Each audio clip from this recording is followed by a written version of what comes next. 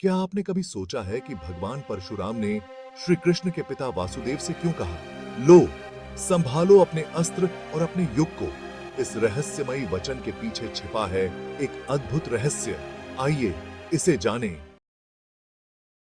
भगवान परशुराम को इतिहास में एक ऐसे ऋषि के रूप में जाना जाता है जो क्षत्रियों के विनाशक थे, लेकिन साथ ही वो भगवान विष्णु के अवतार भी थे।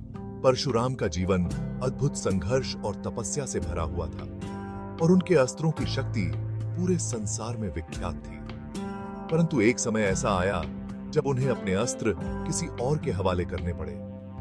यह घटना तब की है जब परशुराम ने वासुदेव से कहा, लो, संभालो अपने अस्त्र और अपने युग को। अब सवाल यह है कि परशुराम ने ऐसा क्यों कहा? इसके पीछे एक गहरी कथा छिपी है। परशुराम को यह आभास हो गया था कि उनका युग समाप्त होने जा रहा है। जिस युग में क्षत्रिय अत्याचार कर रहे थे, उसे समाप्त करने का समय आ चुका था और एक नए युग का आरंभ होने वाला था। यह था द्वापर युग का अंत और कलयुग का आगमन।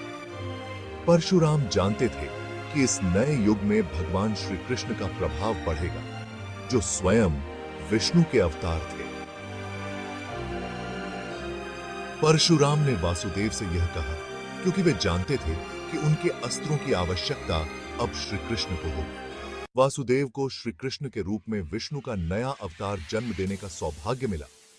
इसीलिए परशुराम ने वासुदेव को अपने अस्त्र सौंपते हुए कहा, अब तुम्हारा समय आ चुका है, तुम ही इस युग को चलाओगे। यहां परशुराम का अस्त्र केवल भौतिक अस्त्र नहीं था, यह आने वाले समय की जिम्मेदारी थी। श्री कृष्ण ने गीता में जो ज्ञान दिया, वह उसी युग की दिशा तय करने वाला अस्त्र था। वासुदेव को यह वचन एक संकेत था कि अब वह समय आ चुका है जब विष्णु का नया अवतार इस धरती पर अपने धर्म की स्थापना करेगा। परशुराम ने अपनी जिम्मेदारी वासुदेव और उनके वंशज श्री कृष्ण को सौंप दी, क्योंकि वे जानते थे कि यही वह शक्ति है जो कलयुग के आरंभ में धर्म की रक्षा करेगी। ऐसे ही रोचक तथ्यों को जानने के लिए सब्सक्राइब करें और लाइक करें।